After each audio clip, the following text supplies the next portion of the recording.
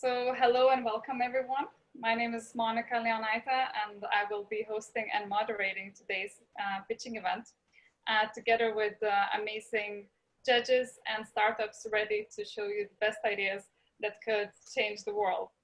And I would like to start off with mentioning that this is the first ever time when She Loves Tech enters the Nordics and encourages more female participation in entrepreneurial sector, as well as innovation and technology. And myself, I'm also a founder and CEO of OpenHack 2020 Australia, which is innovation business organizing global hackathons online. So I strongly encourage female participation in technology. And at the same time, I'm also co-head of Stockholm Nordic China Startup Forum. And I would like to invite my colleague, Rhea, who is our Nordic community manager, to shortly present what Nordic China Startup Forum is all about. So Rhea, the floor is yours. Yes, okay, I'm gonna share the screen.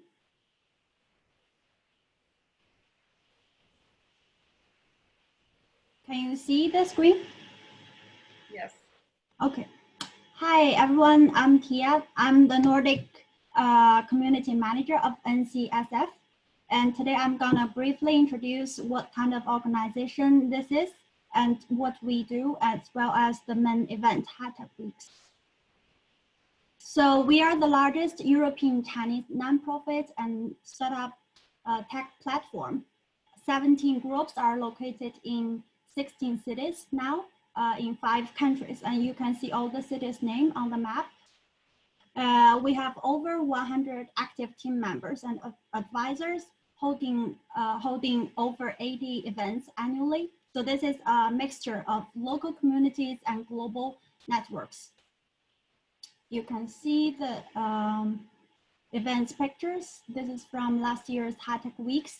And through these events, we aim to inspire, connect, and empower Nordic and Chinese entrepreneurs and businesses through elevating opportunities and resources and democratizing the access to these elements. Our main target groups are entrepreneurs, investors in tech, startups, and scale-ups. And our work includes 3 dimensions. The forum is both physical and digital, and the cooperation is happening among young people, and the platform is a multilateral relations platform. And we break the barriers through the following 5 steps. And we are holding the more accessible and recurring events in multiple locations. We represent both Nordic and Chinese stakeholders. We make the next generations the owners and gate openers. And we have the mass mobilization through lean and community-driven operations. So this is open sourced and tracked involvement we provide such involvement for trusted networks. And what is Tech Weeks? This is our main event, and this event happens annually.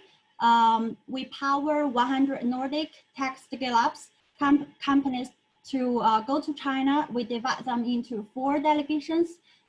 These delegations go to 4 regions, 12 cities in total, in open source matchmaking events.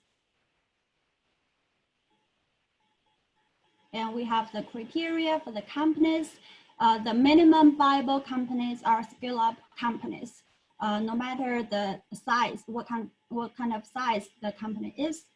And we target the industries such as smart manufacturing, smart city tech, clean technology, and green energy, and so on. So don't hesitate to apply and kickstart your China venture. We provide the following benefits for the companies. We select, the companies can get selected by Nordic and Chinese investors and experts to give advice to you. And we provide personal, local, NCSF business assistance for each city when you visit, before, during, and after the trip. We provide, these assistants will provide translation and marketing help for your business deck. We prepare the companies, if you get selected, we prepare the workshops before departure and testing your ideas in Chinese market. And we hold virtual conferences with potential Chinese partners and customers before the trip. And there are tailored and prepared visits and meetings according to your ideas. So the networking events and forums with local Nordic and Chinese companies are all in open source matchmaking events. As what I say, the 4 delegations will go to China in 12 Chinese cities.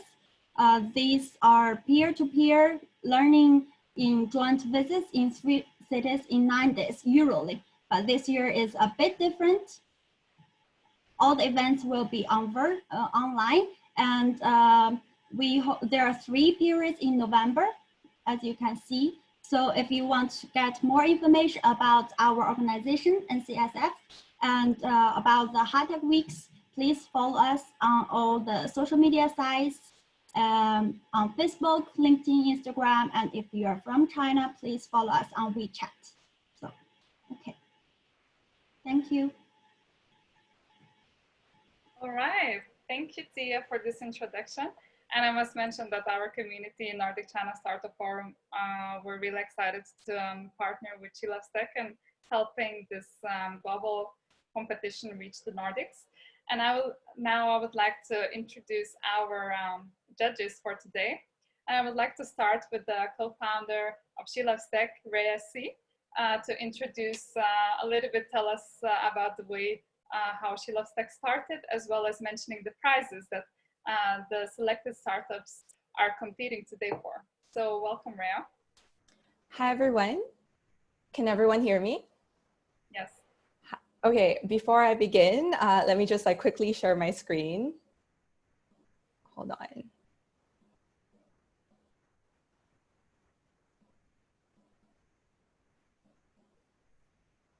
So, hi again, my name's Rhea, and I'm the co-founder and co-CEO of She Loves Tech. Before anything, I'd like to congratulate all of the startups today who are lined up to pitch. As our first ever Nordic round, I'm very, very excited to see who will be winning today and representing the region as we move on to the global competition. Of course, we wouldn't be able to do everything without our tireless team, especially Juan and Monica from NCSF, as well as Helena, our program lead for the She Loves Tech competition. So what is She Loves Tech? She Loves Tech is the world's largest startup competition for women in technology. We create a global ecosystem for women in technology, providing startups with mentorship and access to strategic resources like funding so they can take their businesses to the next level and impact at scale. We do all of this with industry leaders and corporates such as what you see on screen, community partners, funds, accelerators, media, as well as ambassadors from around the world. And we do all of this because we believe that women in technology are the bridge to solving the world's greatest challenges. And since 2015, we have been accelerating the best entrepreneurs technologies with a gender lens. To date, we're present in 30 over countries. We've had 2,000 over startups, among which have raised over $100 million US, and receiving $1 billion worth of media impressions. This year, our competition is very, very different from the past. Due to the pandemic, everything is, for the first time, completely virtual. But of course, especially more exciting as well is our ability to reach more startups. We're in 30 over countries this year across 6 continents. And with that, I'm excited to announce that the upcoming bootcamp, semifinals and conference, which the winner today will be attending, will be our most global yet. We will be creating sessions that will allow a unique window to different ecosystems from all over the world, China, US, Europe, and more, as well as access to world-leading investors and tech leaders. So I call everyone, startups or not, to join us during the global conference and the grand finals on November 21st and 22. Of course, aside from the equity cash prize weighting the first place winner globally, the global top 10 will be matched with special mentors one-on-one post-competition as well. These mentors will be, partners from leading funds from all over the world, as well as unicorn founders. While the top 3 today will be receiving post-competition advisory from SheLoveSec, fast-track access to our partner funds and accelerators, as well as access to exclusive programming and resources like, our monthly office hours, different curriculum, and mentorship with, our regular mentors, as well as, resources like AWS credits, Fingerprint for Success, etc. Now, before I hand back the mic to our host, please allow me to share some clips to our last year's finals and conference in Beijing.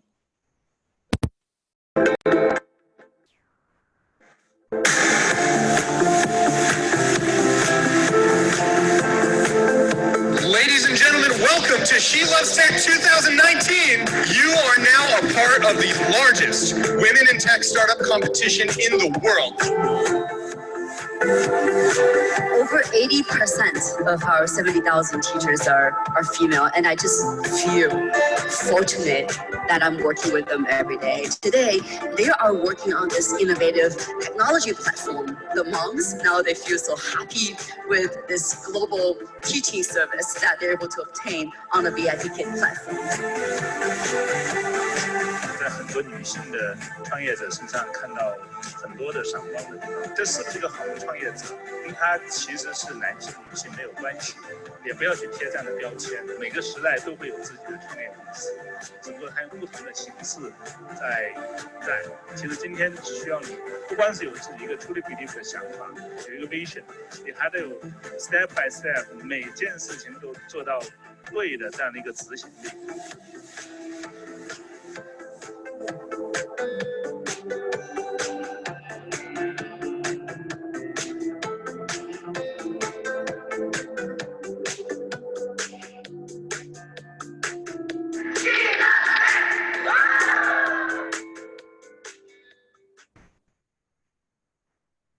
Back to you, Monica.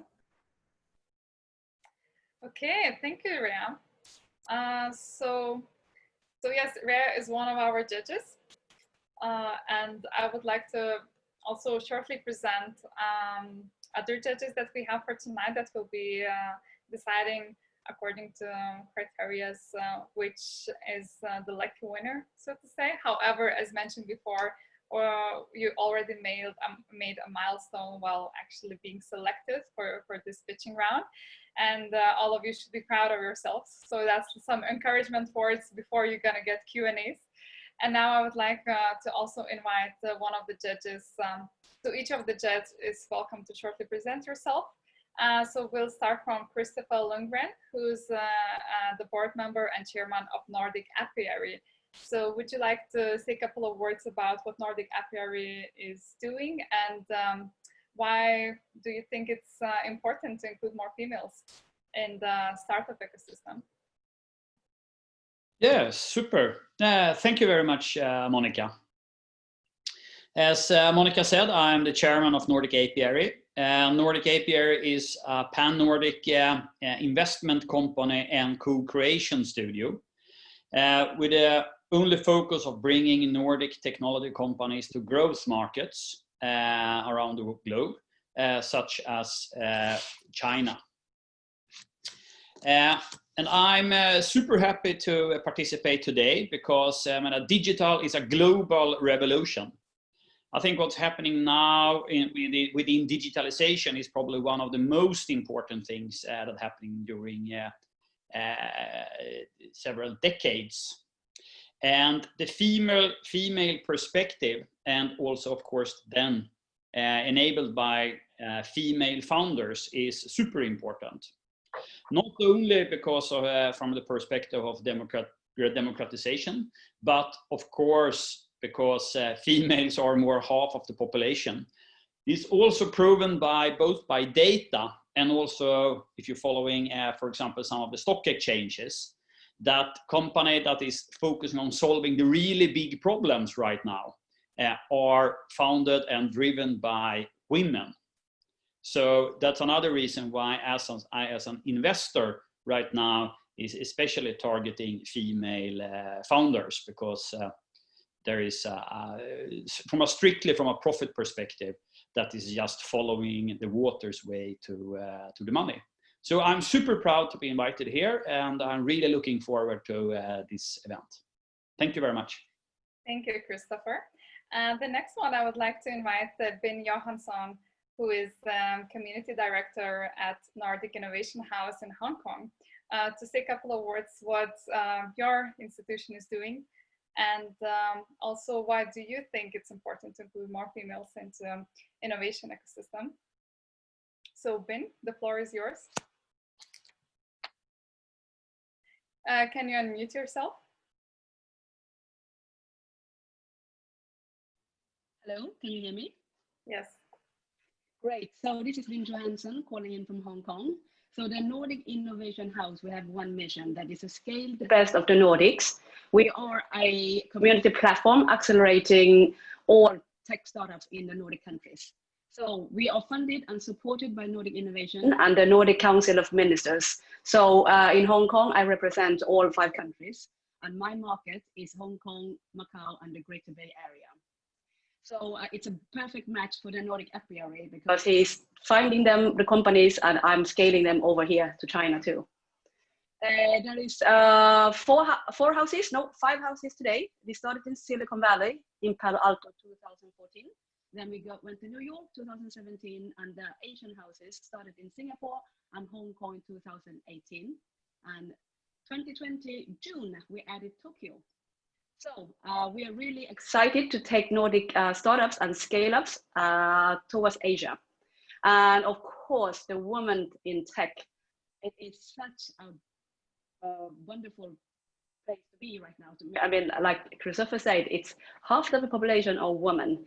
And the technology, and we always think that women we are afraid of tech or cannot do tech. So She Loves Tech is a perfect platform for those who really want to show that, no, we also can do it, the women. So I'm very excited to see the companies coming up. Back to you, Monica. Thank you, Binh.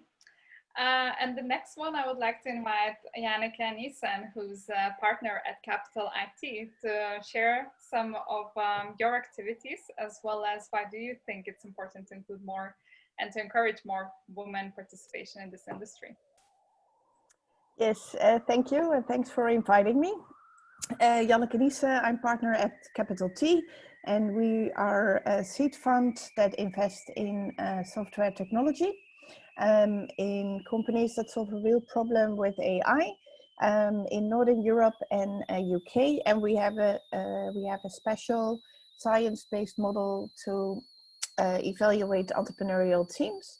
Everybody always says the team is the most important, but then people are totally vague about what that means, and still a lot of the decision in our industry are driven by gut feel and by bias. So we want to look at teams more data driven and overlay our gut feel with facts. So we are active since February, and we've done 4 investments so far, looking to add 2 more this month. So and are actively also looking in the Nordics for investment. I really think that diversity in general is super important, not just on gender, but in general, to ensure a more inclusive society. Technology is the future, and I really believe we should build that future by all of us. And you still see too many examples of products and services that are racist or disadvantaging certain people. So to make sure that they are really inclusive, I think everybody should be involved. And also I think a lot of value is created in technology. And I also think it's better if we distribute that value a little bit more equally in different groups of people instead of just a very small one. Thank you, Janneke. And so now all of you had a look how the judges are looking at what they're looking for, so to say. And shortly we're gonna start with the pitching session. Today we have selected 5 startups to compete for the final prize, which is qualification for the finals, the global finals, to enter from the Nordic side. And the format will be that each startup gets 5 minutes each for the pitch, and then afterwards follows 3 minutes of Q&As with the judges. So please, judges, also be ready to unmute yourselves right after the pitch and just take notes in terms of what kind of questions you want to ask each startup, because we will only have 3 minutes. So we'll try to take a question from each of you. And also judges have received the scoring sheet, which you also are advised to use. And in the meantime, the audience can also submit your question. The audience is also advised to submit the questions in the chat function or in Q&As function, and we'll address these questions after all startups have pitched. So if you have a question for a particular startup, please write their name first, or the name of the person pitching, and then write your question so we can also address it later on. So that is the format. I'll be keeping track.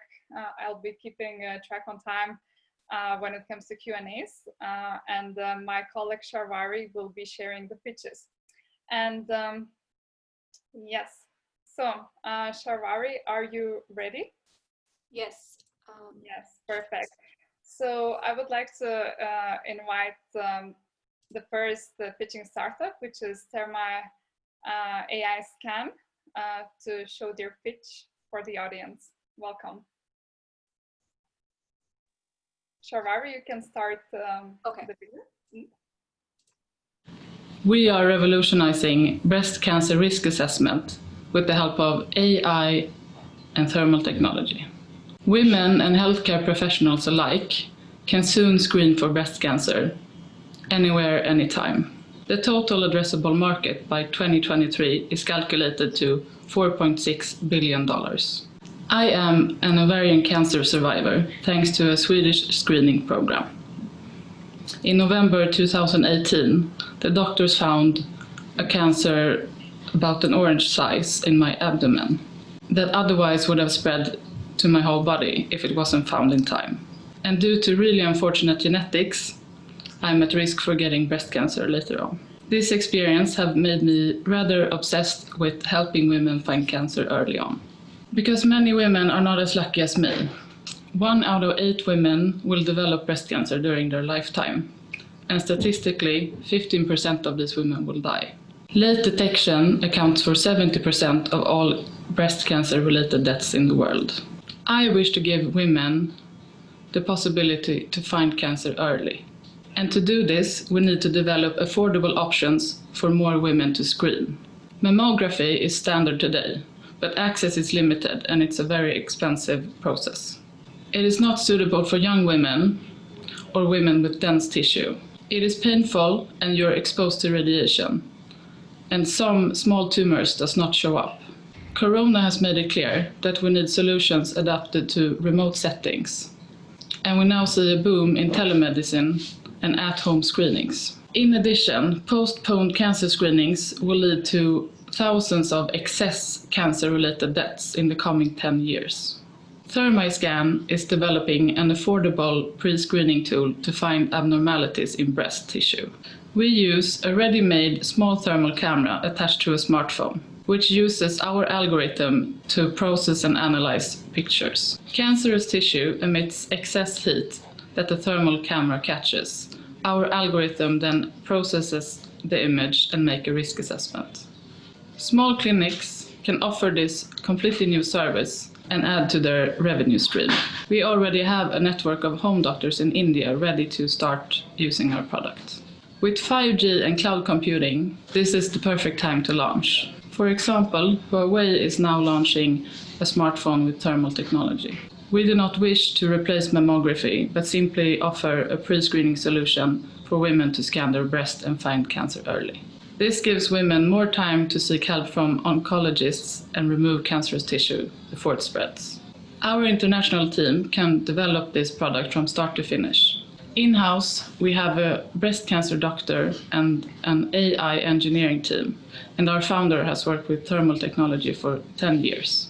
Through our medical partner, we have data from over 500 women with breast cancer and over 1,800 pictures taken with thermal camera. Our doctor has found early-stage tumors with the help of thermal imaging that the mammography did not show. Next on the horizon for us is an IP to continue develop our AI and to collect more data. After this, we will do a clinical study. Our initial testing show an accuracy of 93%. Compare this to mammography that has an accuracy of 87%. Our competition is not coming from thermal camera operators, but from a company called Niramai, but they are 20 times more expensive and not portable. We will first target healthcare clinics and insurance providers using a software as a service pricing model. Our B2B revenue projection is $7.9 million by 2025. We also see huge potential in the consumer market using a freemium premium model. When we have launched our first product, we plan to use our core technology to find more diseases, such as diabetes. We are now looking to raise $1.2 million. We are looking to connect with people within AI, medical, and digital health. We invite you to help us move faster towards a healthier world with more breast cancer survivors. Okay, amazing, well done. So now I would invite all the judges to start with their questions, and Katarina, who's one of the co-founders, will be answering these. So yes, Janneke, would you like to go? Hi Monica, Yes. my name is Arman. I just want to say I'm founder and CEO. I will also be supporting Katarina answering Q&A. Yes, welcome Arman. So it will be Arman and Katarina that will be answering. Yes, Janneke. Yes. Thank you. A great presentation. I was wondering, with the funding, how far can you get? Can you get the product already in the hands of a lot of people, or do you need to go through a lot of regulation first? Answer this, Arman? Yeah, I can take that one actually. So we did third party did the financial calculations. So you're right, we have regulations actually in this, the funding that we need for regulations for clinical studies. And we're planning actually to be in the market by Q2 next year, which is the time that it can be available for the people. So far, I mean, I can tell that it's already available in Armenia with the medical institution that Katarina had in her pitch. So we're already scanning and helping people there.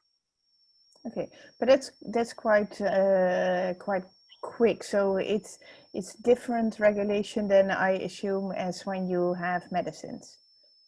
Yeah, and the fact is, I don't know if you notice on the page. I mean, initially we want to go to the developing countries where their needs the need is much bigger than, let's say, in Europe and US. And in parallel, we're gonna do the regulations in US and European countries, FDA regulations in US and MDR in Europe. But so far, I mean, we're already talking with the Indian providers that we can, start using them already next year. Okay, thank you. Okay, more questions? I have a question. So I have two questions actually. So one question that I have is regarding your product. I just wanted to clarify. So is your product a software, or is it a combination of everything, right? The camera, the software, as well as the phone? I mean, I saw like different sort of indicators in the slide, so I'm not really sure which it is. My second question is in terms of your competitors. I noticed that you listed a few competitors in your presentation, and I know of some other businesses as well who's trying to target like pre-screening for breast cancer. So I want to know, like, what is the difference between your product and others that are currently existing? Is it pricing? What is it? Yeah, I can start with the software or device. Right now, it will be a device because that's where the technology is at. But we don't want to be dependent on device. It's the software in the future. So That's the short answer. And then Armin, you can continue. Yeah, so we provide, as Katarina mentioned, I mean, our one is a software. I mean, we're not producing any hardware or anything. I mean, you know, in the future, as indicated in the pitch, you know, myself, I'm working in thermal industry for 15 years. It's, you know, it's coming to the time that we, you know, in the near future, we have every single smartphone will have thermal cameras integrated. We already see the trend on this. So in any case, I mean, what we provide AI as a service. So AI that does the job, that's the core technology for us. So we're not hardware dependent. When it comes to the question on competition, you know, the competitors actually, when you see on a slide, I mean, the most of them, there are more than 500 thermal clinics in US. So we don't consider them as our direct competitor because they're using big cameras. You know, they manually analyzing the data. So it's very much depending on the subjective opinions of people analyzing that data. The only competitor, as Katarina mentioned, it's a Niessen from India. You know, they're also a startup, let's put it this way. I mean, but they already got the funding. But the biggest advantage we have, competitive advantages we have, I mean, they're using also big camera, you know, on a stative, and then doing the AI analysis on the computer. So it's still very big. It's not so portable as our, you know, mobile-based solution. And most importantly, you know, the cost of their setup is 20 times more expensive. So we clearly have a big competitive advantage when it comes to the competition. Okay then. Especially when we're talking about the, you know, the new industries of telemedicine, you know, doctor home services and so on. You cannot take all this. Thank you so much for the answers. I have to cut you there because we're already a little bit over time. And yes, so that was ThermaiScan. And I would like to invite the next startup pitch, the second one, which is the FIT. Sharari, could you play that one? Hi everyone, my name is Lisa Lindvall and I'm CEO and founder of the FIT. Have you ever been uncertain what size to get when shopping online for clothes? Your best options are to either guess your size or to order several sizes of the same product to try on at home. So no wonder that fashion has as high of a return levels as 70%, where 72% are caused by poor fit. That's why returns are one of e-commerce's biggest challenges, with one return lowering profit margins between 31 to 46% and leaving a terrible environmental footprint. It's time we start prevent returns by giving consumers better online guidance. The FIT has an AI solution for personalized size and fit recommendations online.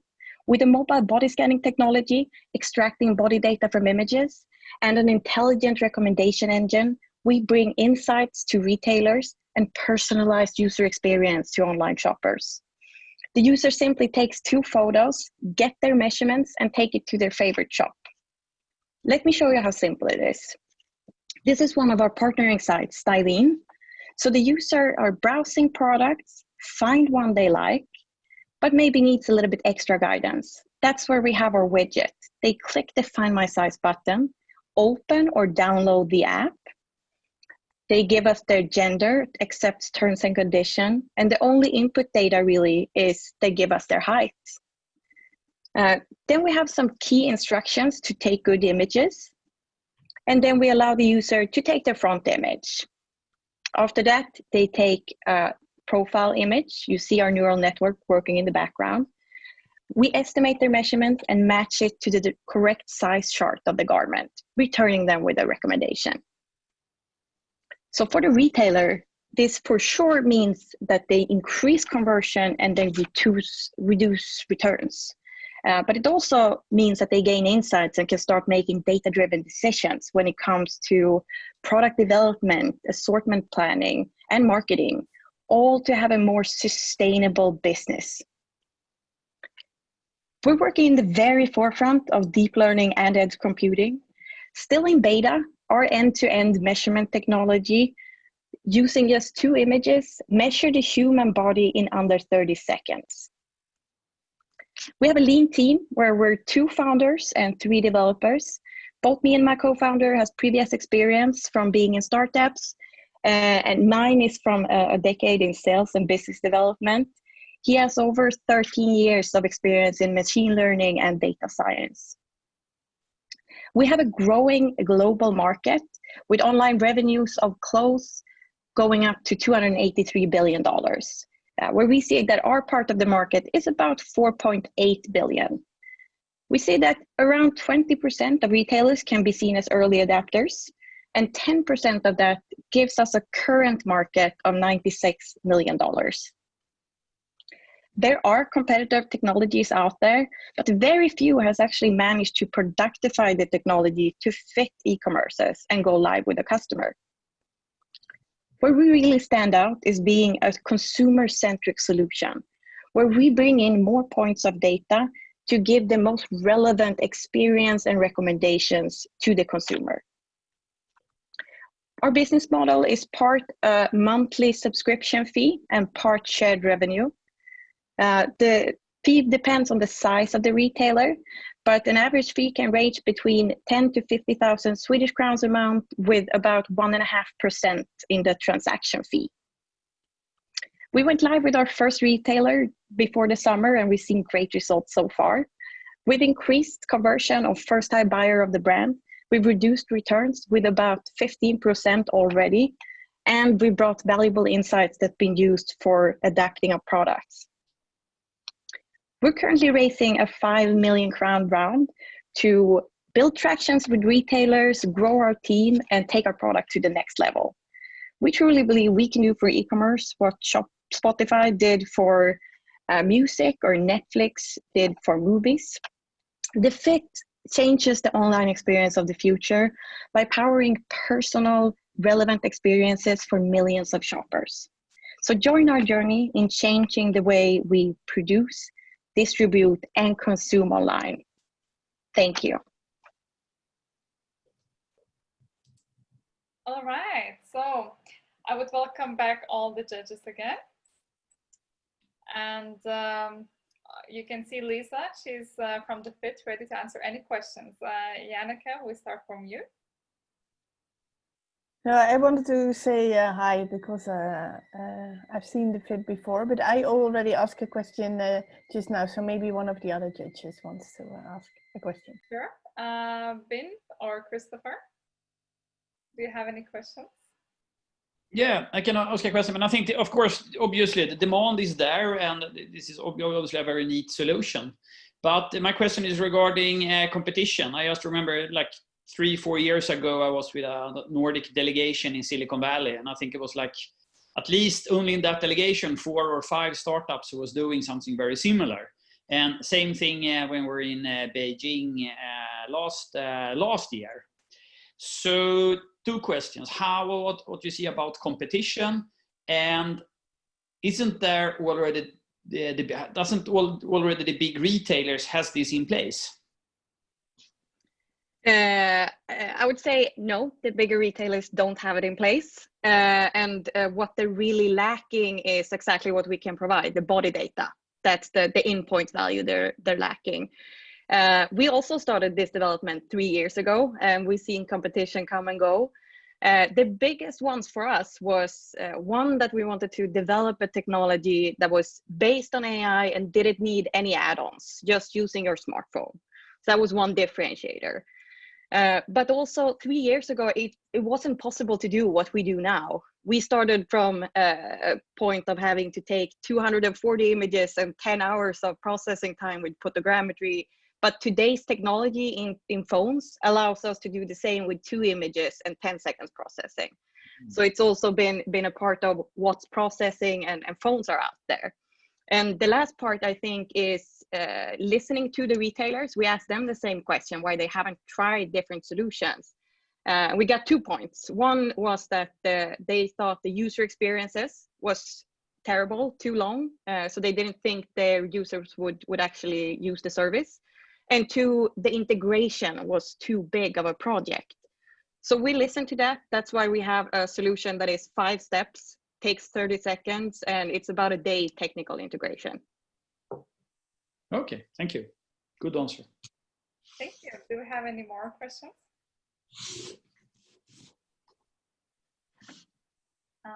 Binh, can you unmute? Yeah, I forgot to unmute, so that's why you didn't hear me. 3 questions for you, Lisa.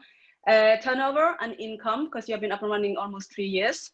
And your runway, you're looking for more funding. So how long do you have your runway left? And lastly, how are you planning to scale? Good questions. I would say we just went live with this product before the summer. So before that, we've been living on, actually, we just taken one early stage investment before. So that was about 3 million Swedish crowns. Otherwise, we've been keeping going with a very lean team and cheap work power. So we're now just starting to see revenues. We're at about, I think, 80,000 in revenues right now, Swedish crowns. Expecting that to go up a little bit before the end of 2020. But next year is really where we start going from pilot to actual paying customers. So we're expecting to land on 7 million next year. So our runway with the 5 million we see would take us about a year's worth to a seed round for bigger expansion.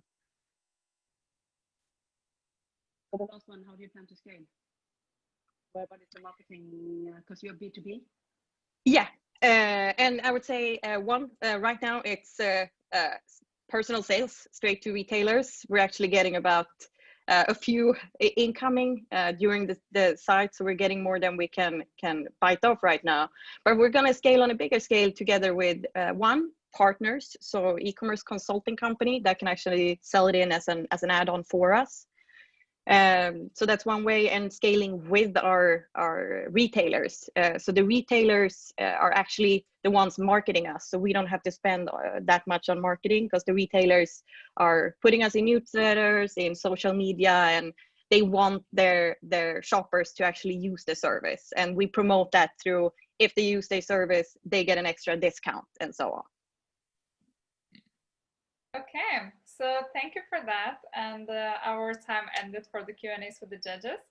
And the next startup, the third startup that we'll be pitching is GreenPay. So Sharvari, can you share? Thank you.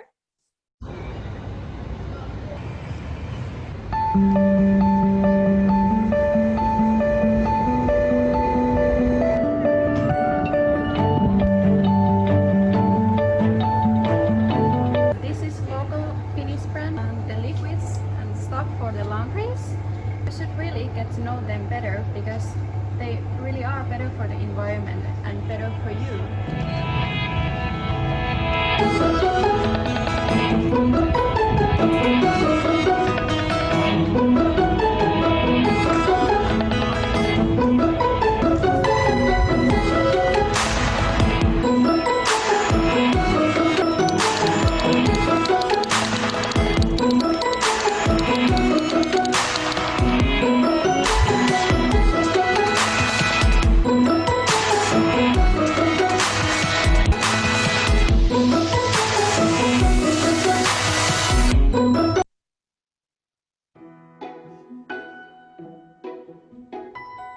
Hi, this is Yvonne, the founder of GreenPay. We're based in Helsinki. GreenPay developed sustainability web and mobile application to help financial institution, bank, and consumer to track and offset their carbon emission. This year, 2020, we have encountered enormous challenges, including healthcare, social inequality, and climate changes. According to Futuro Survey 2018, consumers actually they want to be more sustainable. 88% of the customer actually want you to help them make a difference. In Finland, 66% of carbon emission actually come from the household, which means that individual can actually make a difference. GreenPay's sub-solution including transformative carbon calculation as well as the sustainable action ecosystem. In the future, we are going to have a green saving and investment tool.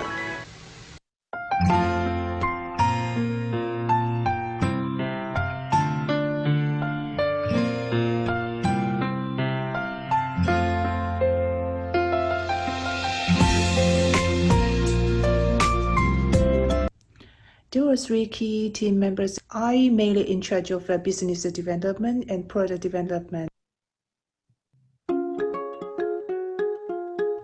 Our CTO, Yanni, he has expertise in IT, and he has also been executing in one sustainability tech company. Empowering sustainable lifestyle via smart spending and rewarding eco actions. That's the core value of GreenPay offering. We offer banks, investment houses, fintechs, retailers the opportunity to boost their engagement with their users and partners within the whole ecosystem. GreenPay is the ultimate sustainability service provider. All right, thank you. So welcome back all the judges, and I would also welcome GreenPay to join us.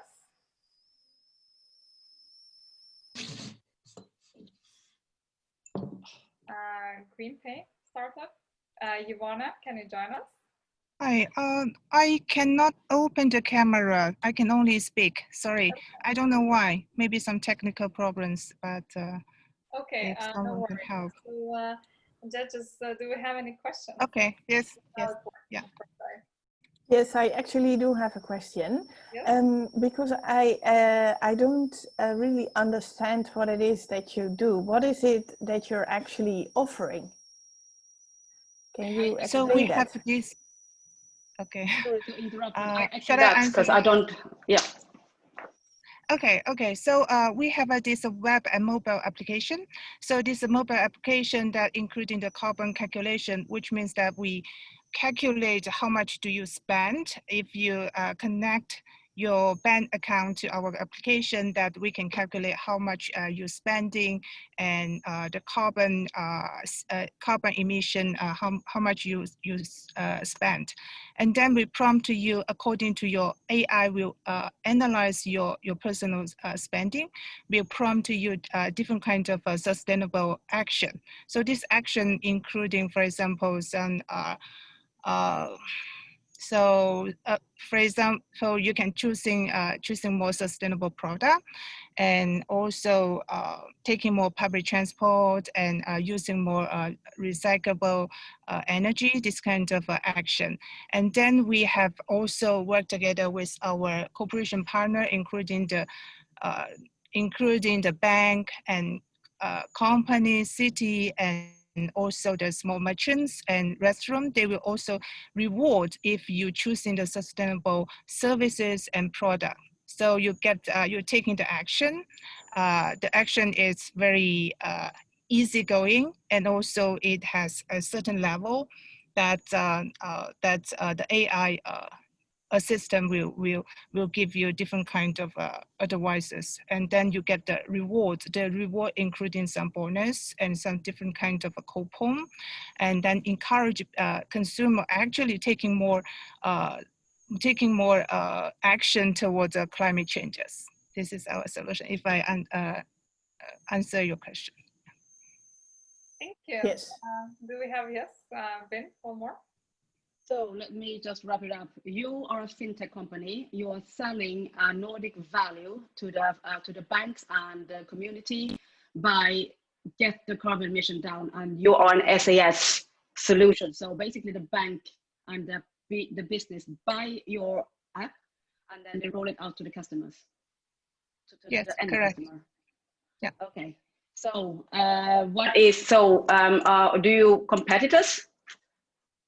Yeah, actually in Nordic, we have major competitors coming from Sweden, and also there is a major competitors called Economy, and they are already growing quite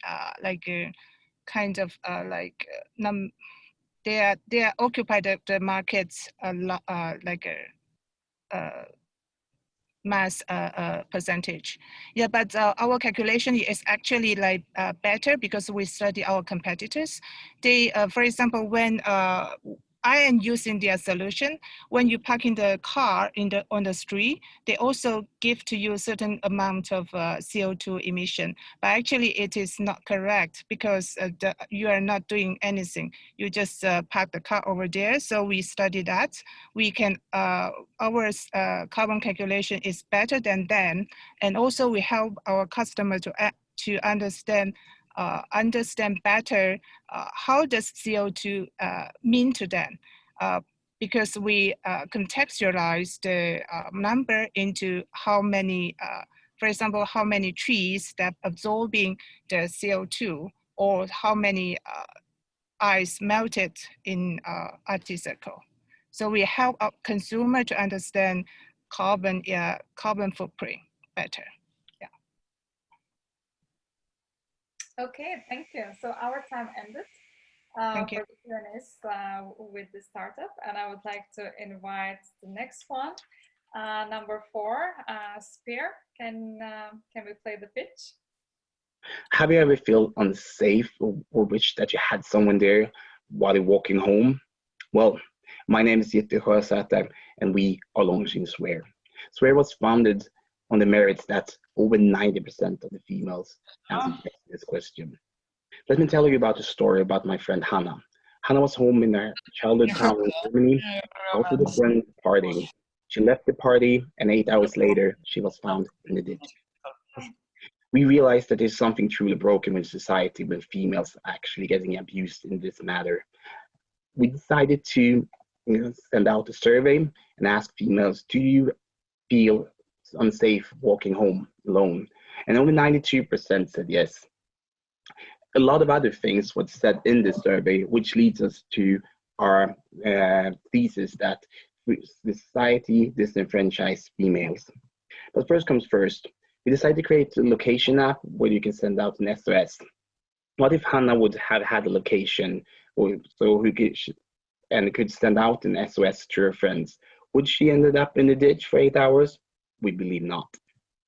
On top of that, we realized there's a lot of other things we need to address, but we can't do it directly. So in the second and third version, we will introduce a mentor-mentee program where basically females can go into the app, find other like-minded females, and talk to them about stuff they might or may not be able to talk to their friends and family with. On top of that, females felt that they wanted to be able to help each other.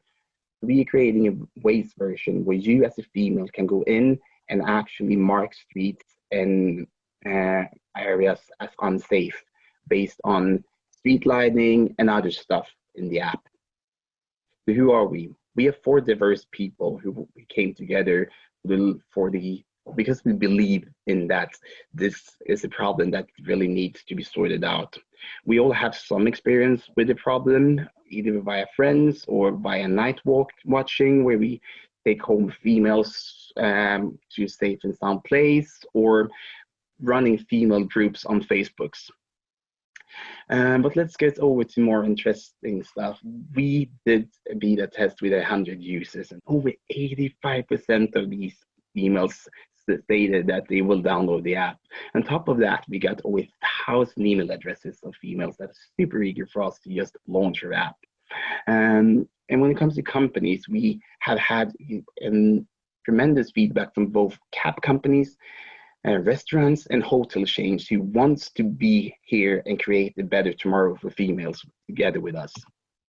How can we capitalize on this? Well, the partnerships with the local businesses, for example, cabs and restaurants. We're also going to use user-centered ads. I will tell you more about that later. And last but not least, the freemium version.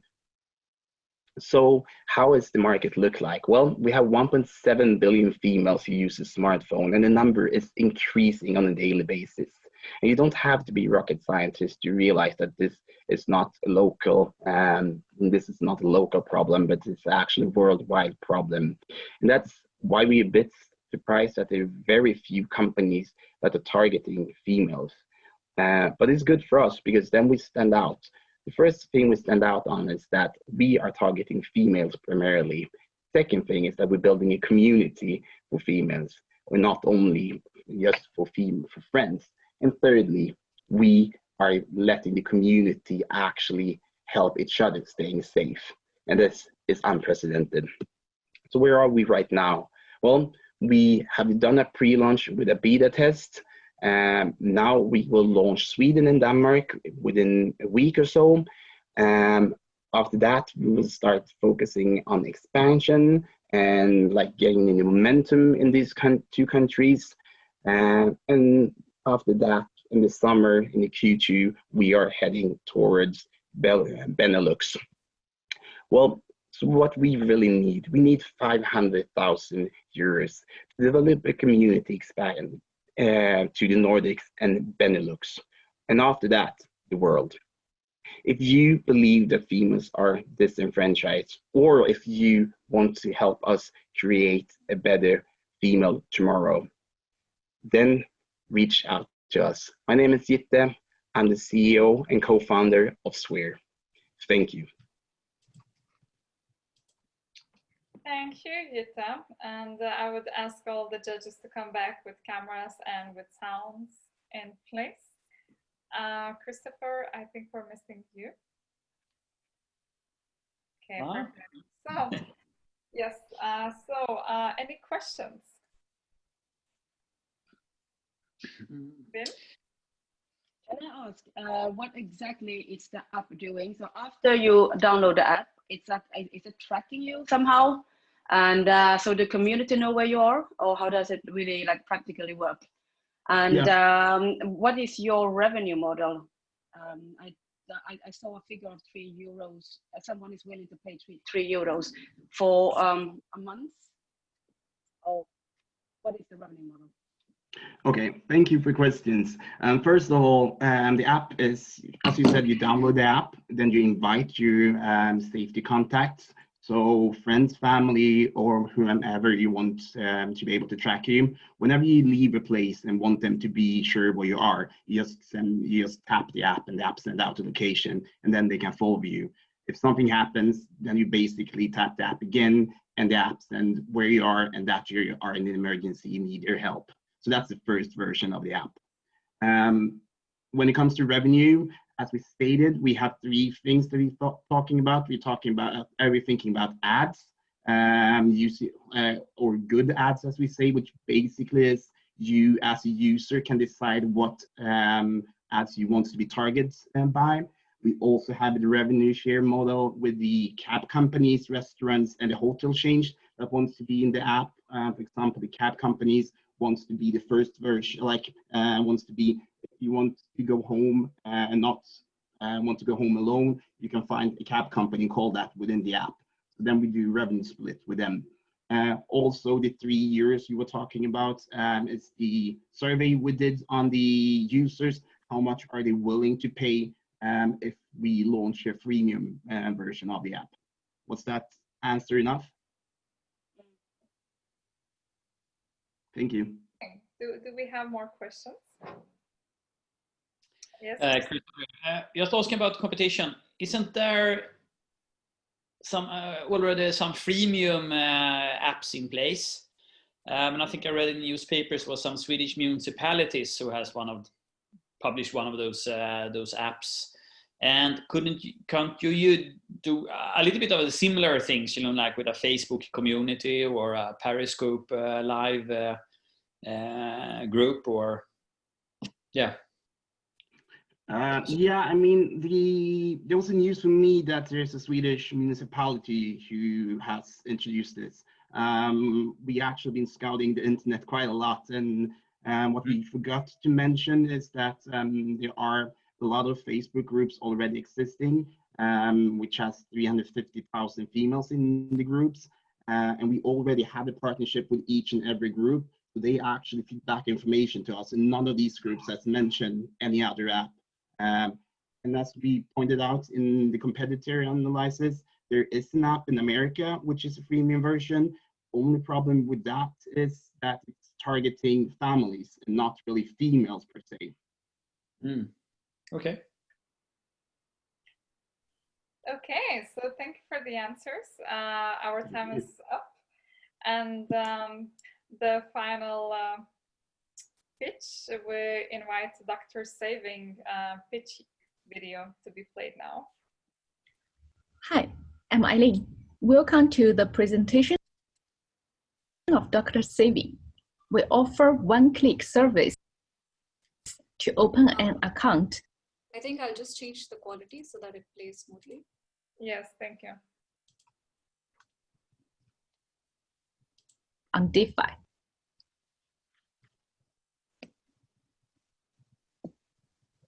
Dr. Saving is a DeFi protocol.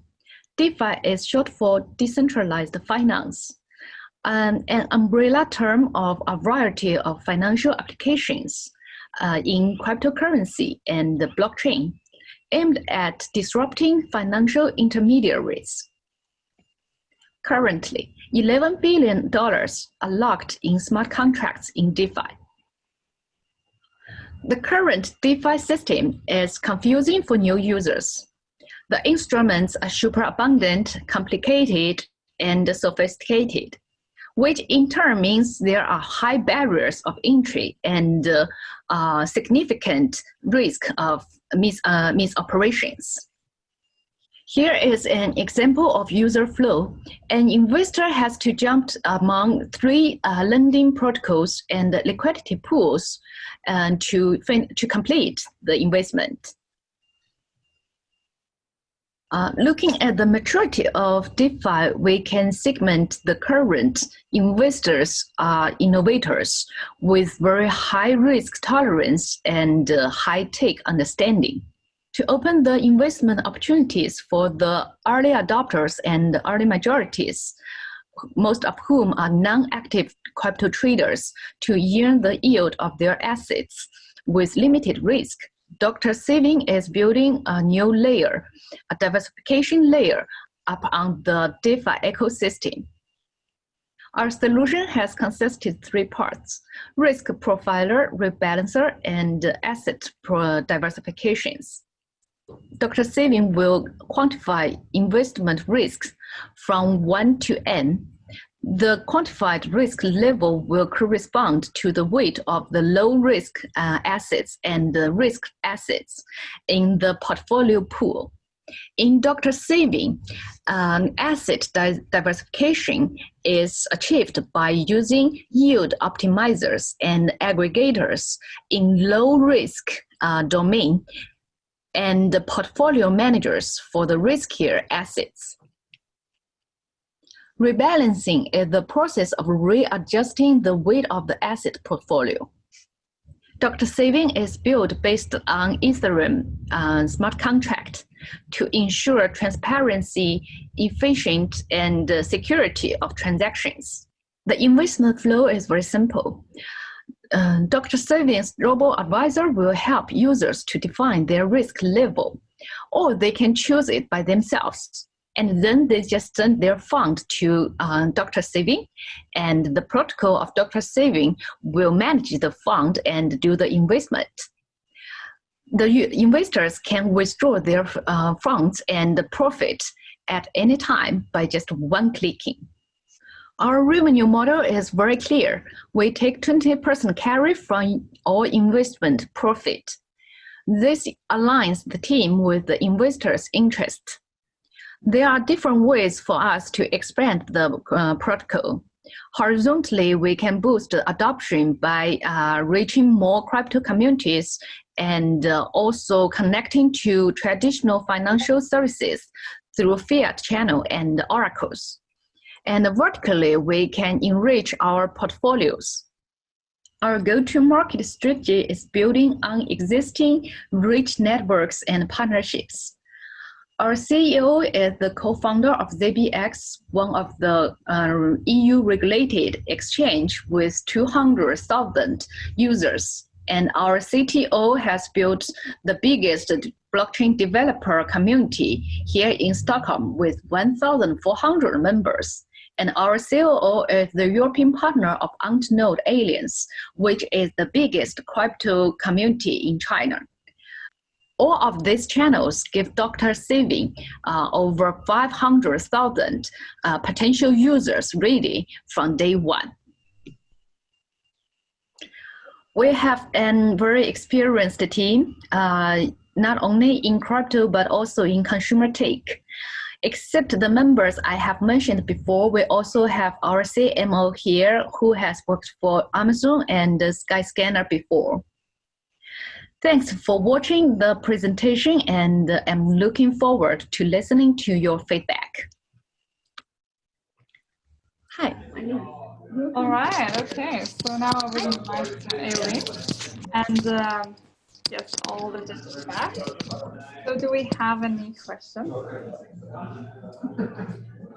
Yes, to make sure I understand correctly, could you explain in 3 sentences?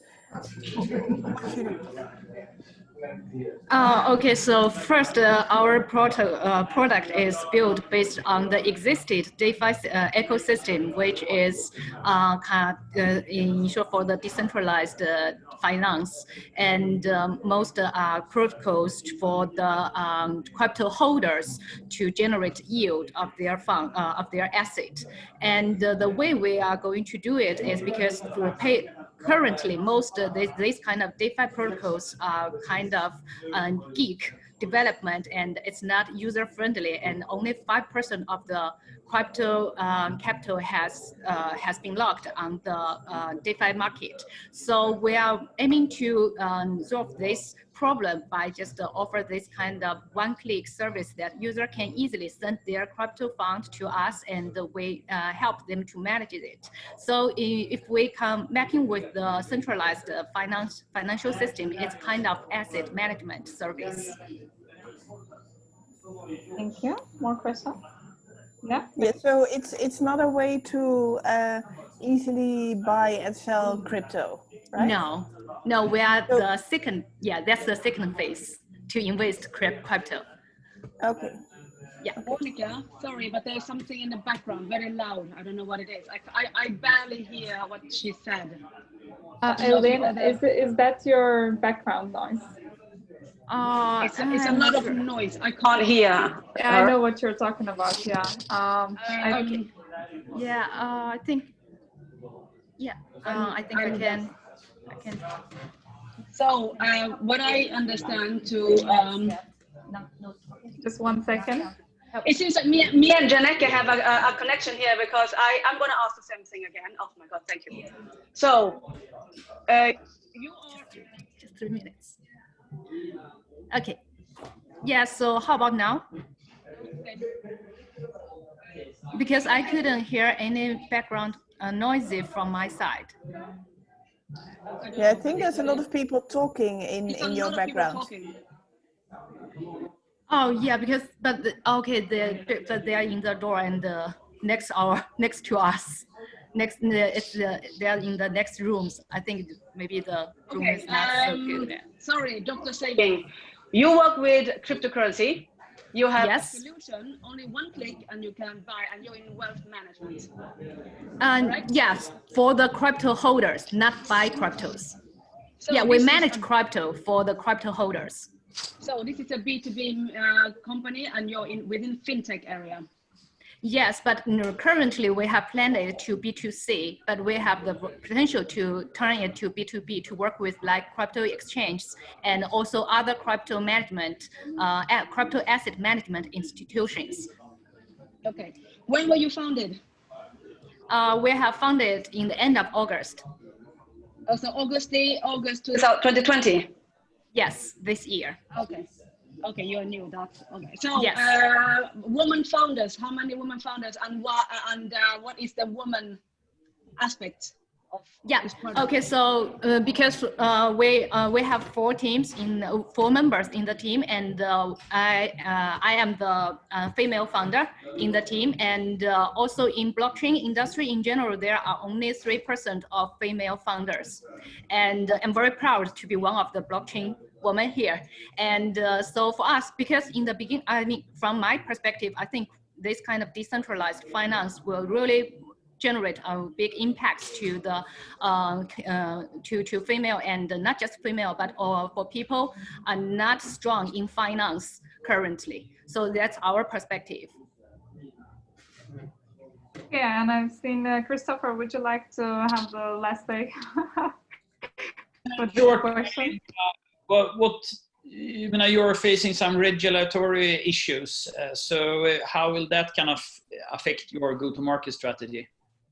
Okay, yeah, that's a very good question, because actually, because for people not aware of crypto, that they think for all cryptos, they are kind of this kind of regulation or compliance relating. But as I said before, we are not the project to help people buy crypto. That means there is no fiat relating to our project, and our protocols are built based on the existing system. So that means when people use our service, they have already done KYCs or AML to make sure that they have access to buy the cryptos. So for us, and also we are not the custodian. So I think at least based on current law frame in worldwide, we don't have to face to that problem.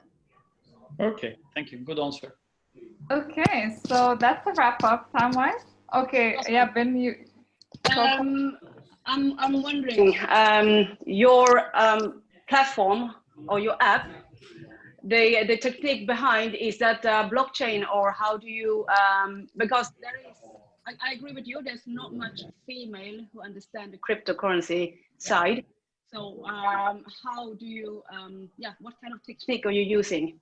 Yeah, our protocol, currently we have planned to develop it on the Ethereum smart contract, and because it's the most maturity platform. And the smart contract what we are going to write is to use this code to manage all these assets, like what we have defined as the risk level and what kind of assets should be included in different portfolio and how to weigh it, and all this dynamic change will be managed by the smart contract. And later on, we may also introduce more public chains to deal with like the high cost of the gas fee or the to break through the speed limitations, and all of these kind of tech solutions. Because since we have very good networks, we have opened all these conversations with different public chain founders to find out the best solution for us. But currently, I think at least to build this product based on the smart contract is good enough. Okay, Monica, I'm not going to ask more, but can you make sure she contacts, I would like to have her contact information, have more questions, but can take it later. Thanks, Okay. Thanks, Binh. Yeah, I have your link. Yeah, perfect. So Elise, contact me, please. Yes. So thank you so much. And now it's the time for the judges to gather on the WhatsApp group to have a call, and Rhea will be leading the discussion. So we'll expect you to be back by 2:25 to announce the final winners. So please go to the WhatsApp group that you were all invited, and let me know if you cannot log into the group.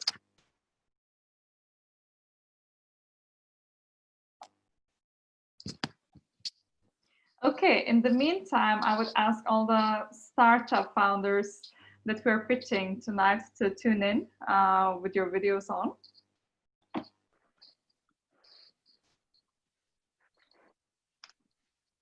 Okay. Which WhatsApp group? Sorry, Monica, I didn't have it. If you would check your LinkedIn in the messages, I've sent you an invite. Otherwise, if you can just text me your number of WhatsApp so I can add you directly. If you can text that on LinkedIn or here in chat privately. In the meantime, I would like you guys to address the questions that you got and just elaborate on your answers. Since I have to help out with the other judge, could we start from the first question that we got, which is Katarina. Wonderful presentation, and is any of your technology proprietary? Could you elaborate on this question? You wrote an answer, so you can read it out, but you can also add something to it. Yes. Sorry, I was fixing the light. The sun was shining on my face. Yeah, so we're, let's see, what's the question?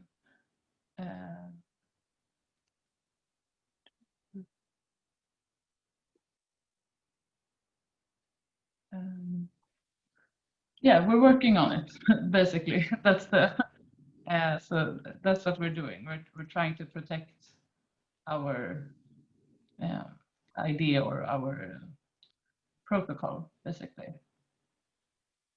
Yeah, we have a, sorry, hi again, everyone. Yeah, on the IP side, I'm already actually in discussion with the IP lawyer. We have an IP lawyer in US, which is helping us, looking at the IP question. I mean, it's all ongoing process, as you know. It's, there you cannot IP, the idea itself, but what we are trying to IP, we're trying to IP, the methods we're using in AI, in algorithm, and the ways we're doing, like protocol, for example. I mean, how you're taking pictures and things like that. So it's quite a long process, I can tell you. What you can IP and what you can, and we're already actually working with the IP lawyer on this.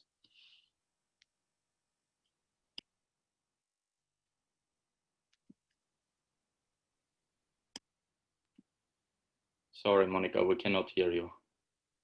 Yes, sorry. I just wanted to see, okay, next question was for Lisa. So what is the difference between your company and WeBoxes? Have you seen that one, Lisa? Yeah, we have, and there was two mentioned. One was Virtue Sites, which is actually another Swedish company, so we're very familiar. We know the founders from there.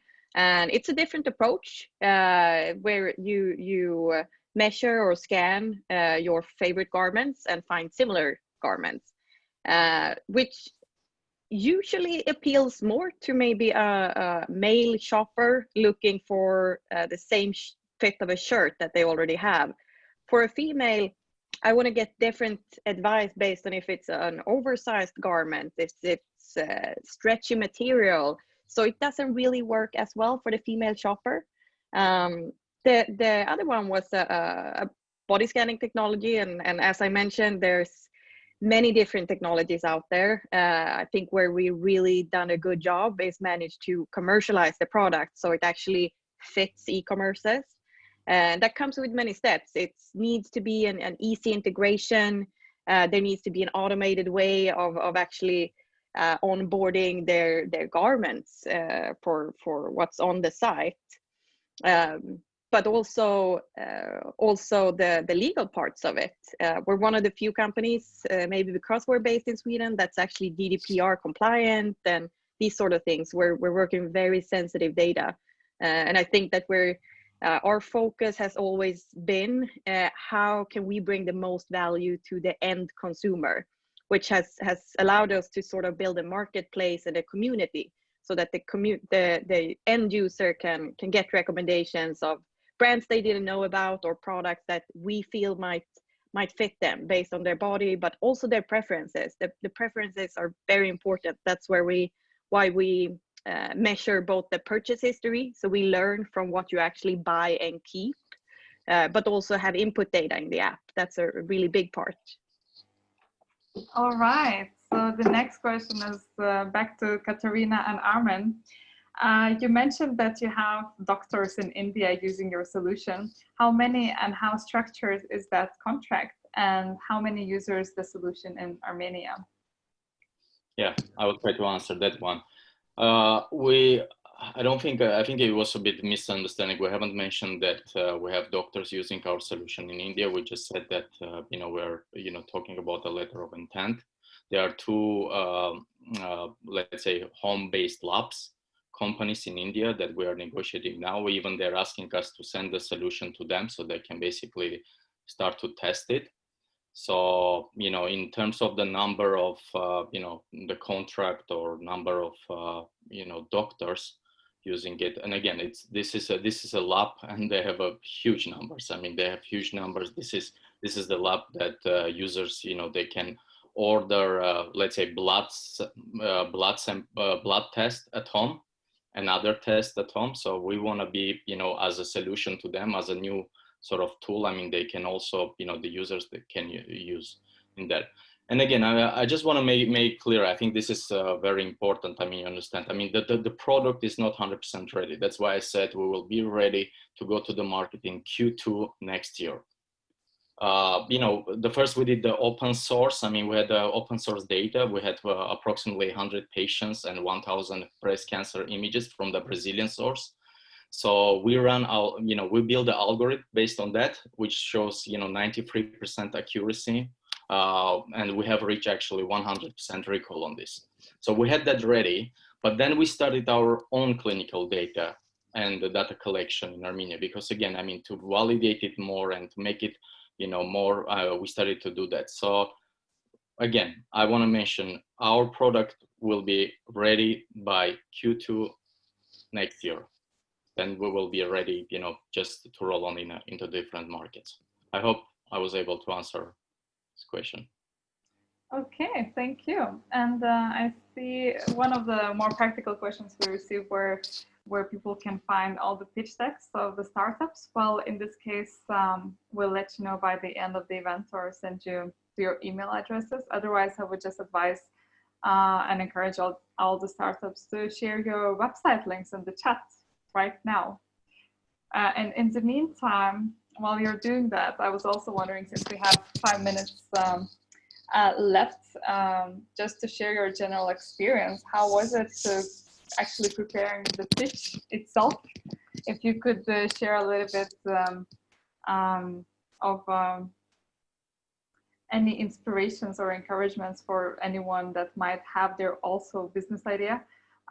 Maybe you would have some tips and tricks when it comes to presenting and making such presentations as you just did, because we've seen very diverse set of presentations using different tools. And what did you find was the hardest part of actually preparing a pre-recorded pitch?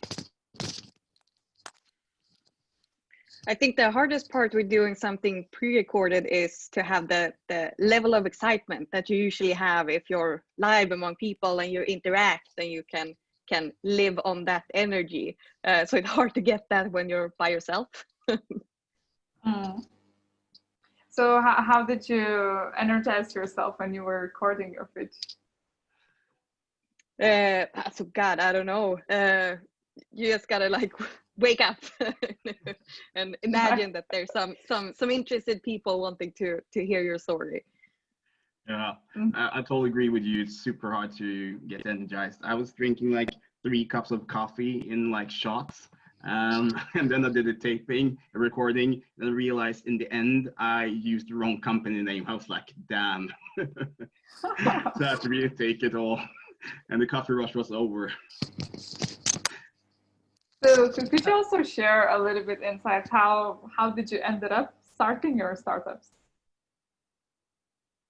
But like really short story, like a minute length. For me, it was super simple. I've been in several startups before, so that wasn't something that scared me. And I just found it hard to shop clothes online and get the right size. Sometimes it's that simple and just giving it a shot of finding a solution. For me, I was basically searching for something that made a bigger impact, because I came from working with social work for many years, and I was struggling to find ways to change something on like a bigger scale. So I was like looking for something, and then ThermaiScan found me, basically. So that's my story. Yeah, that was a lot of personal story as well in that one. Yeah, I mean, for me, it was, as I said in the pitch, the event that occurred in Germany to my friend, where she got abused and left in the ditch. That was when I called up Marcus. We worked at Tier, the e-scooter company back then, and I was like, Marcus, we got to do something. And when I raised this question with like families and friends, a lot of my girlfriends said like, yeah, well, this is what we are scared of every time when we're walking home. And then we realized it's actually something we can build, and not just a hobby, but an actual company, basically. So it was more like, because it was like a social, not pressure, but you've seen like as a social issue in your surroundings. Because actually surprised that it was like 3 guys and 1 girl talking about this issue, to be honest. Yeah. Yeah, but that's the thing. Sometimes I think you have to see it from the other side. It's like this. It's the same thing. Don't go. I mean, it's the same thing with every of these issues. If you have the power to actually change something, why don't you do it? And since there's very few females in tech, which is rather sad. I mean, I've been in a lot of tech companies where there's a lot of brilliant females, but they don't really take the step to start their own. And I was like, well, if I see a problem, let's fix it. It doesn't really matter if I'm a guy or a girl for that. And Yvonne, would you like to share also shortly your story? How did you end up with your startup?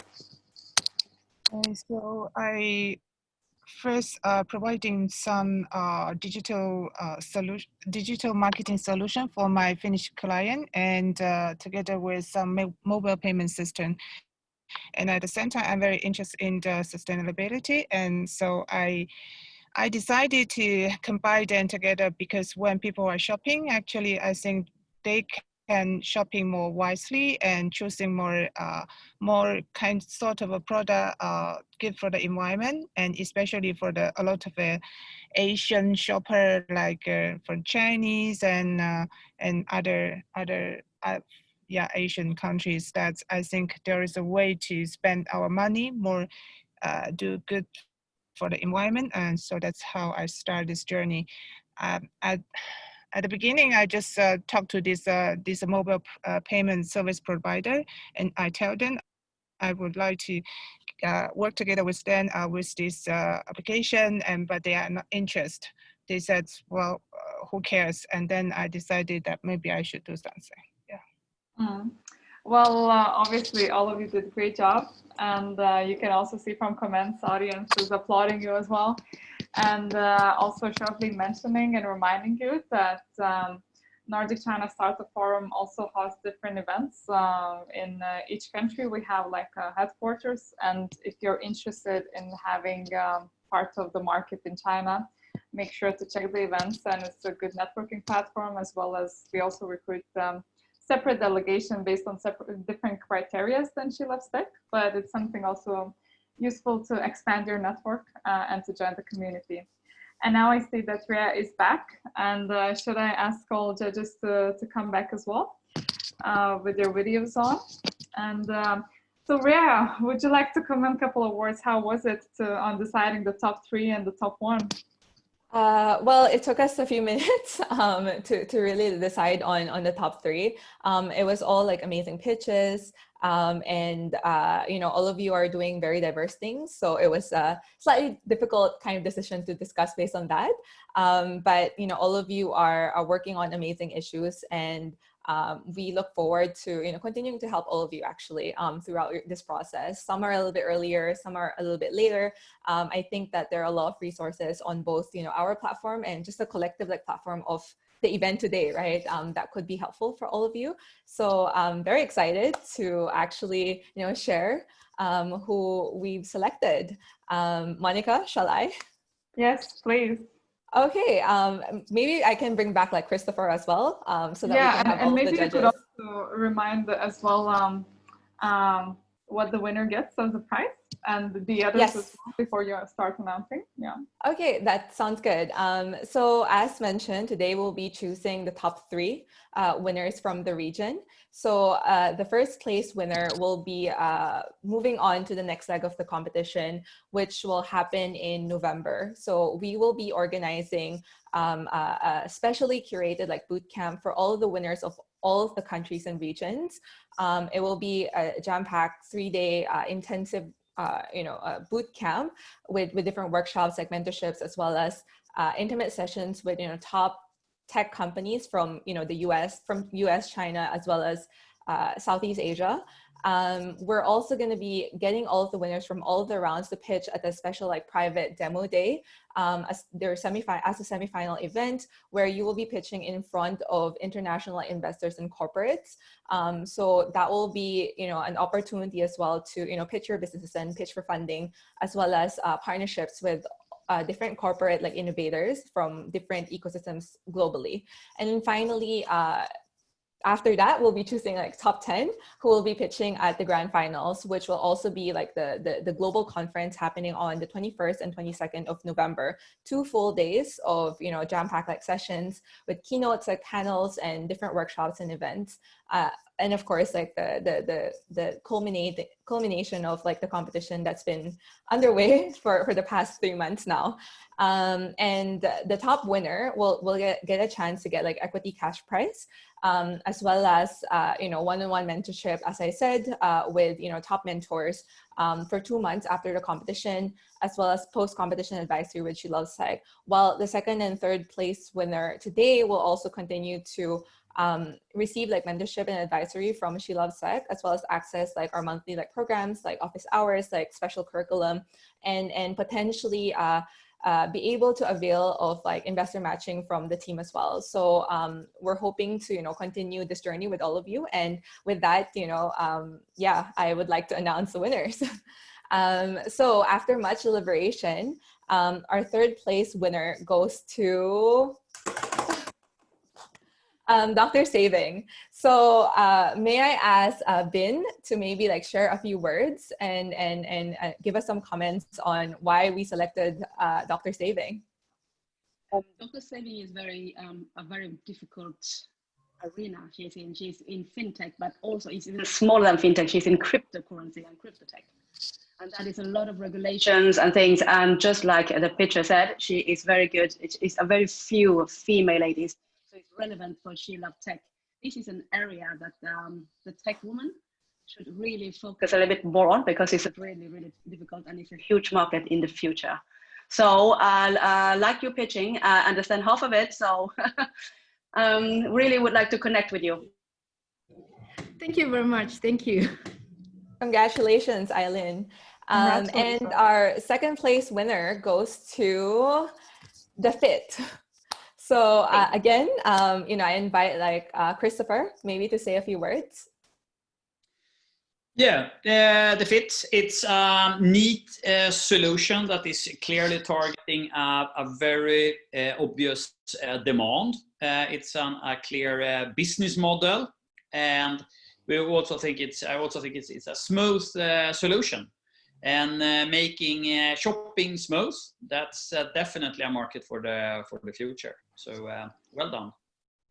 Congratulations. And thank you. The first place goes to and the first place goes to ThermaiScan. So Janneke, can we please ask you to share some words? Yes, no, the presentation was really great. Well done also to include your personal experience. I think we all recognize how important something like this is. And especially, I think also the approach you have to go to certain countries first to get as many users as possible, while in the meantime go through the complex FDA approvals. Yeah, just you checked all the boxes on the opportunity, the pitch, so well done. Congratulations. Some applause. So maybe we can get all three of you to say a few things and bring everyone back for a quick photo before we wrap up today's event. Exactly. So Kristoffer, can you come back, and everybody else on the panel, if you can turn on your cameras now. Okay, white smiles, look at the camera. 3, 2. Okay, I think we have it.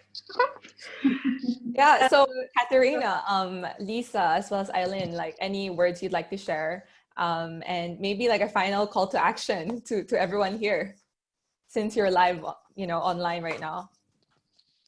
Yeah. Yes. Well, I'm very overwhelmed. I'm super happy. It's the first time sharing my story this big. Like, it's been like a personal journey, but I felt that. I mean, that's why I'm doing this. So it's very nice to share it because I think so many people can relate. Whether if you have like a friend or a mother or a sister or someone that's been sick or passed away. So it's just, I'm very grateful for this. I mean, me and my team are super grateful for this opportunity. And just, this is the first time I've done this kind of thing. So it's very, very nice. I'm very happy. Thank you.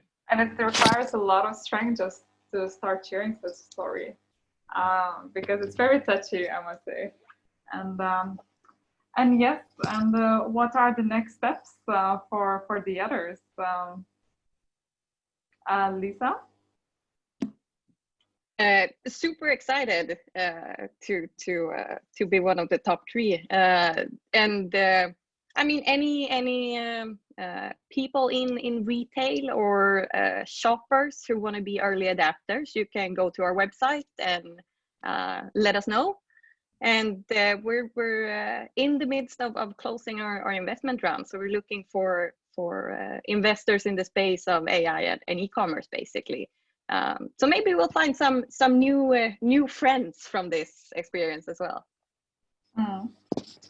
Eileen, would you like to say a couple of words?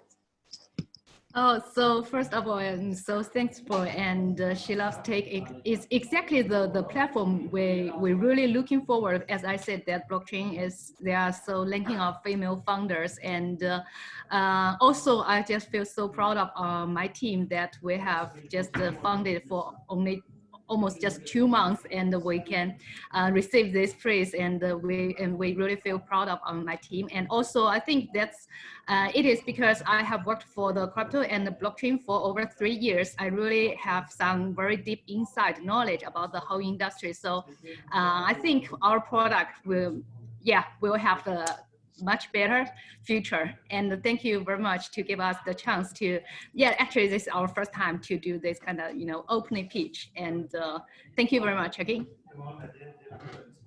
Thank you.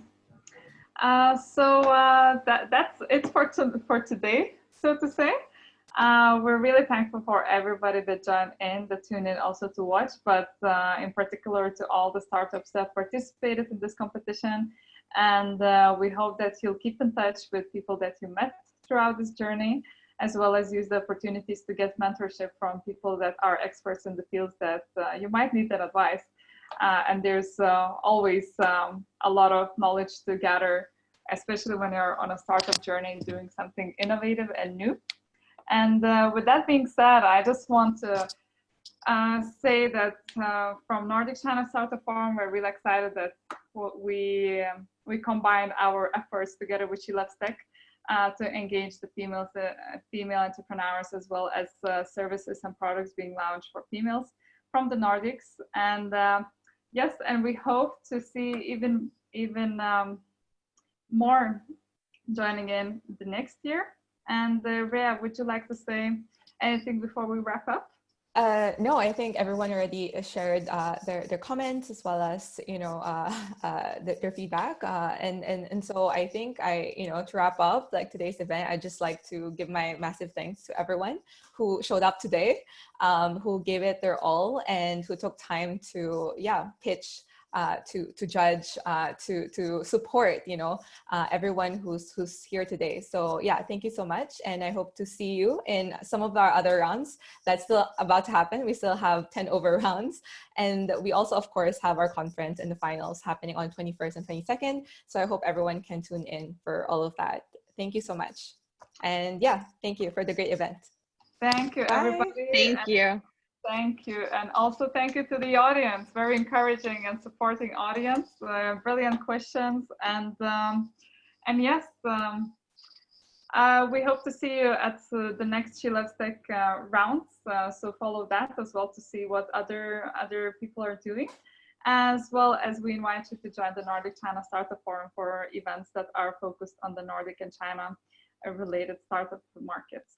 That was it for me. My name is Janneke, and I loved this opportunity to host this event together with Rhea from She Loves Tech. Thank you a lot for the judges that also join us for this occasion with your expertise. And of course, thank you for startups for being here, for sharing your learnings, and for sharing your ideas. So that's it for today. And yes, let's keep in touch. Okay. Bye. Bye. Thank you. Thank you, everyone. Bye-bye. Thank you.